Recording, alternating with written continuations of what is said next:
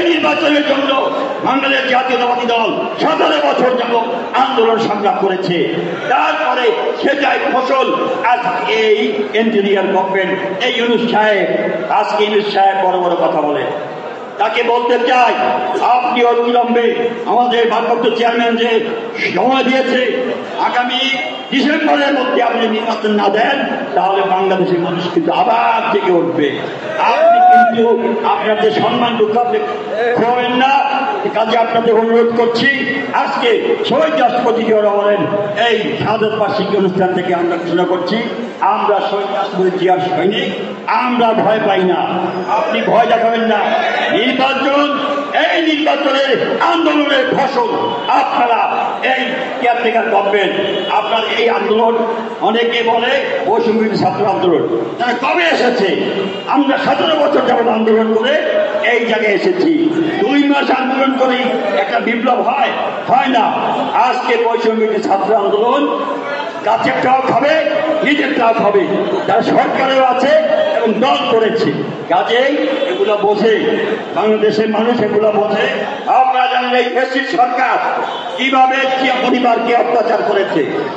তাকে তখন তারেক রহমান এর বয়স 4 বছর, তাকে নিয়ে ক্যান্টনমেন্টে ছেড়েছিল আমাদের দেশের বেগম খালেদা জিয়া দীর্ঘদিন।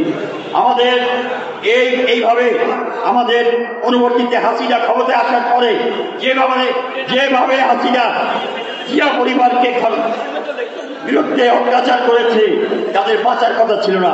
তারেক রহমানকে দেখেছেন কিভাবে ঝুলিয়ে মাথা নিক দিয়ে তাকে অত্যাচার করেছে। আরাফাত রহমান চৌধুরীকে মেরে ফেলেছে। এইভাবে এই হাসিনা বাংলাদেশ জাতীয়তাবাদী দলের হাজার হাজার নেতা কর্মীকে হত্যা করেছে, খুন করেছে, গুম করেছে। আমাদের এখানে যারা আছে অনেকে জেল কেটেছি, হাজার হাজার লক্ষ লক্ষ নেতার নামে জেল। আজকে যাদের বিরুদ্ধে হলিয়া আছে তাদের বিরুদ্ধে হামলা হয়েছে। সেই 26শে মার্চ কালুরঘাট বেতার কেন্দ্র থেকে বক্তব্য দিয়েছিলেন hi major Zia speaking. We revolt, আমরা বিদ্রোহ করলাম। তার বিরুদ্ধে? পাকিস্তানি শাসকদের বিরুদ্ধে। এবং সেই যুদ্ধে তিনি নেতৃত্ব দিয়েছিলেন এবং তার মাধ্যমে বাংলাদেশে কৃষক, শ্রমিক, ছাত্র জনতা সেদিন ঝাঁপিয়ে পড়েছিল। কৃষক, শ্রমিক থেকে শুরু করে সকল পর্যায়ের নেতৃবৃন্দ। কিন্তু আওয়ামী লীগের কোন নেতাকে দেখা যায় না এই যুদ্ধে।